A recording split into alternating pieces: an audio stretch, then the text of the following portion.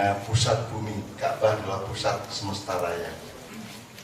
Jadi titik tengah dari satu wilayah yang sangat luas dari galaksi-galaksi itu, titik tengahnya adalah Mekah.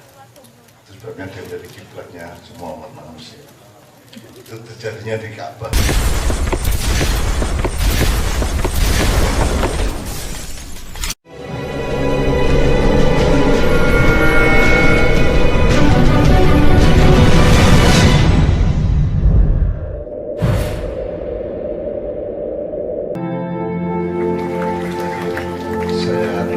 Pemainnya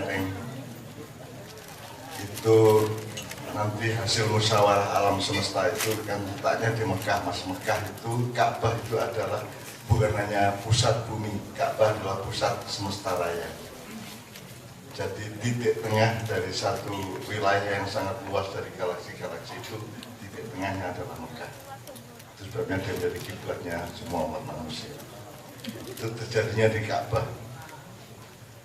Ada berbagai macam peristiwa, tapi intinya adalah bahwa Sunan Sableng ini menemukan bahwa semua tanda-tanda akan datangnya hari kiamat berdasarkan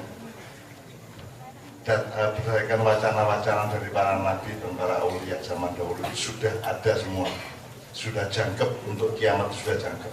Dan berbagai macam gejala sosial, politik, kebudayaan, mental, perilaku, jiwa manusia sendiri itu sudah sangat lengkap untuk kiamat, sehingga Sunan Sableng itu mengusulkan satu musyawarah untuk mempercepat hari kiamat. Kemudian hasil musyawarah itu akan disampaikan kepada pengelola alam barzah untuk disampaikan kepada Allah. Tapi ada birokrasi bahwa pengelola alam barzah itu masih harus naik satu tingkat lagi ke kiroman dan katibin, malaikat raqib atid yang mencatat baik buruknya manusia, baru nanti ke Jabarallah atau Jibril, baru kepada Allah.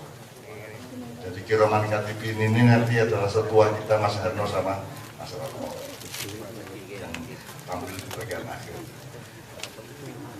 Nah, akan terjadi perdebatan panjang antara Sunan Sableng dengan Paduka Petruk mengenai umat manusia, keadaan politik, negara, ekonomi, apapun saja.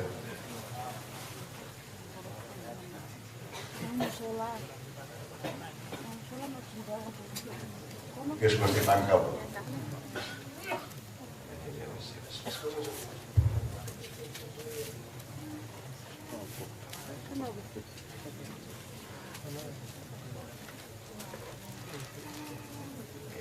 Tunggu ke rumah setengnya.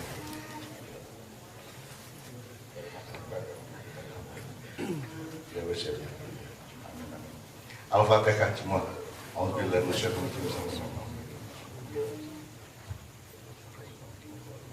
sekalian, ini juga ayat-ayat dari Allah. Semuanya itu tidak ada yang bukan ayat Allah, tidak ada yang bukan tanda-tanda dari Allah.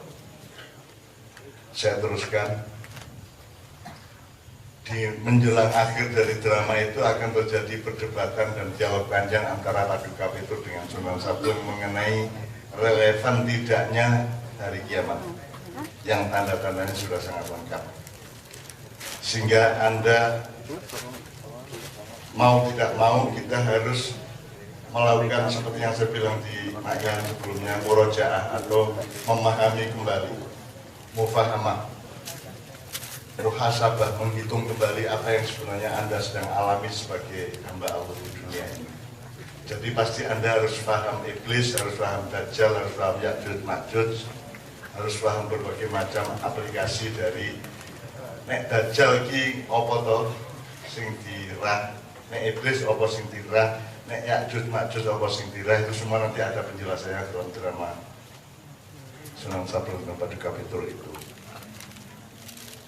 Kemudian sudah pasti Anda tahu di dalam Hasanah Jawa, Kiai Semar itu adalah salah satu sesepuh di Junggring Saloko atau di masyarakat langit, karena Semar itu adalah lambang sekaligus dewa yang tertinggi, sekaligus rakyat yang paling jelata. Dan sebenarnya hakikat Islam seperti itu. Makanya ada kalimatnya Rasulullah, innama turhamuna wa tunsoruna wa turzakuna bidu afaikum. Jadi kelemahan dan ketidakberdayaan manusia itu harus merupakan alasan utama dari pengabdian kita, perjuangan kita kepada Allah Subhanahu wa taala. Nah, itu semua nanti sebisa mungkin diungkapkan oleh dialog dan perdebatan antara Sunan Sabun dengan Paduka Petro. Jadi drama perdikan sejak dari tikungan iblis bukan hanya naskah drama, itu adalah pembelajaran tentang wacana sangkan paraning dumadi sebenarnya. Sejak tikungan iblis kita mensimulasikan sebenarnya iblis itu, kita kan tahu sekarang dengan internet ternyata ada yang lebih dasar dari jasad, yaitu gelombang. Bayangan Anda browsing, Anda posting, satu kali posting itu sudah bisa dibaca oleh seluruh orang di dunia yang jumlahnya bisa 7-8 miliar sekali posting. Jadi kalau Anda sekarang bilang Jibril, jangan dipikir Jibril itu satu orang sebagaimana jasad Anda. Jibril itu di-broadcast oleh Allah sehingga dia bisa berada dimanapun, kapanpun sesuai dengan kemauan Allah. Sehingga jumlahnya malaikat yang kita kenal 8 itu semuanya bisa 8 triliun, bisa 8. Jibril dok bisa 1 triliun, oke. Mulanya Israel ini orang yang berjaya ijen. Nah ijen kan pencolokan tak karu-karuan. Maka Israel itu jumlahnya juga bermiliar-miliar triliun, meskipun semuanya bernama Israel dan berhakikat sama karena mereka semua satu gelombang. Itu semua dijelaskan dalam drama itu, teman sekalian. Jadi drama itu sebagaimana Mas Eko tadi mengatakan, ini bukan soal kesenian, ini adalah soal zikir, soal mengingat kembali sangkan paran, mengingat kembali kehidupan kita sebagai individu maupun sebagai bagian dari umat manusia yang besar yang menjalani sejarah sangat panjang. Nah, Pak Muzamil termasuk yang belum membaca itu, mudah-mudahan Pak Muzamil akan punya analisis dan membenahi kalau ada wacana-wacana yang kurang tepat, kurang benar. Karena di situ kita analisis bedanya iblis sama Dajjal sama Ya'juj Ma'juj itu apa, terus nanti bidodari jane opo, malaikat jane opo, sampai dulu itu insya Allah akan secara implisit maupun eksplisit akan terjelaskan dalam drama ini. Jadi ini sebenarnya pembelajaran ilmu sebenarnya dan pengetahuan. Dan semua dasarnya adalah wacana-wacana dari sejarah Islam, dari para aulia, dari para nabi dan seterusnya. Itu teman sekalian, itu untuk soal teater yang berlangsung tanggal 7 dan 8 April ya di Taman Budaya Jalan Senopati, Yogyakarta. Kemudian di Surabaya tanggal 13-14, di Jakarta tanggal 18-19. Di Jakarta di Taman Ismail Marzuki outdoor, jadi dipentaskan di luar ruangan, tidak di dalam ruangan atau gedung. Kalau di Jogja di dalam gedung, Surabaya dalam gedung. Teman sekalian, kira-kira seperti itu, kita sudah tidak sabar untuk mendengarkan Yai Muhammad, tapi sebelumnya saya mohon izin untuk sabar sebentar Pak Yai. Kita punya teman Mas Sigit yang gondrong sebelah kiri. Itu teman ini Mas Sigit, Mak Iyah dari Bank Wetan Surabaya.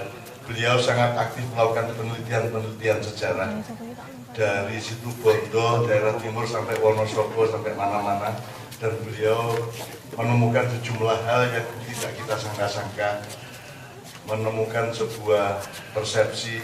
Karena sejarah itu Mas, misalnya gini Pak Yai, Pak Muzamil, saya mau konfirmasi. Selama ini kan kalau kita baca hadis itu kan kebanyakan kalau yang langsung di depan Rasulullah kan Aisyah radhiyallahu anha ya. Nah kita kan tidak begitu mengenal bahan-bahan atau informasi mengenai Rasulullah sebagai manusia dan laki-laki. Maka hampir tidak ada an Khadijah radhiyallahu anha, hampir nggak ada. Atau kalau saya salah tolong diingatkan. Tapi sesungguhnya sangat penting kita mendengarkan apa kata beliaunya Siti Khadijah istri Rasulullah yang pertama yang sangat mencintai Rasulullah sehingga Aisyah sangat cemburu kepada Khadijah. Nah, kita tidak punya bahan apapun dari Khadijah. Karena apa? Karena perawi itu juga dengan keterbatasannya masing-masing. Jadi perawi itu satu, dia keterbatasannya adalah daerah jangkauannya. Nomor dua, cara berpikirnya. Misalnya Rasulullah pada suatu hari di Masjid Madinah mencari seorang ibu yang biasanya menyapu di halaman masjid. Kemudian ternyata beliau sore itu tidak ada, terus tanya sama para sahabat di mana ibu itu. Terus para sahabat mengatakan beliau sudah meninggal dunia beberapa hari yang lalu. Terus Rasulullah minta diantarkan ke kuburannya. Kemudian Rasulullah sholat di kuburan ibu itu. Perawinya yang diambil dari peristiwa itu bukan kasih sayang Rasulullah kepada wong cilik. Yang diambil adalah bahwa sholat di kuburan itu boleh. Jadi cara pandang perawi, cara pandang ahli hadis itu juga sangat menentukan informasi yang kita terima. Oleh karena itu saya sering mengatakan kepada Anda harus belajar mencari dan membaca ayat yang tidak difirmankan atau hadis yang tidak diriwayatkan. Itu bisa dengan bahan-bahan resmi atau dengan akal sehat. Fal tandur nafsu makot tamat ligot. Kalau ligot itu harus, maka lil amsi juga boleh. Fil madi makot tamat ligot balil madi. Jadi apa yang akan terjadi dan apa yang sudah terjadi kemarin. Itu kan kita sangat miskin. Kita nggak tahu bahkan Rasulullah ketika berumur 25 bagaimana sebagai pemuda, ketika beliau akhirnya memutuskan nikah sama Siti Khadijah, kita nggak tahu peristiwanya, kita tidak tahu kalimat-kalimatnya, padahal kan kita ini manusia biasa semua sehingga sangat membutuhkan wacana dari Rasulullah sebagai manusia, tidak hanya sebagai Nabi dan Rasul. Dan kita tidak punya bahan-bahannya sampai hari ini. Ya. Nah itu saya pertanyakan seringkali kepada para ulama, memang tidak ada bahannya. Jadi makanya Anda sekarang kenal Rasulullah itu sebagai Nabi dan Rasul, tapi Anda kurang mengenali Rasulullah sebagai manusia. Makanya itu sebabnya sunnah itu penting, tapi tidak kalah penting adalah sirah Rasul. Jadi peristiwa dan ungkapan-ungkapan kebiasaan beliau sebagai manusia biasa. Karena Rasulullah itu tergantung sampean lihatnya dari mana. Kalau Anda lihat sebagai Nabi, jangan lupa dia manusia. Kalau Anda anggap dia manusia, jangan lupa dia Nabi. Jadi Anda harus mentawafi Rasulullah untuk mendapat pengetahuan dan kebijaksanaan seluas dan sedalam mungkin. Itu contoh aja teman sekalian. Nah sekarang kita bisa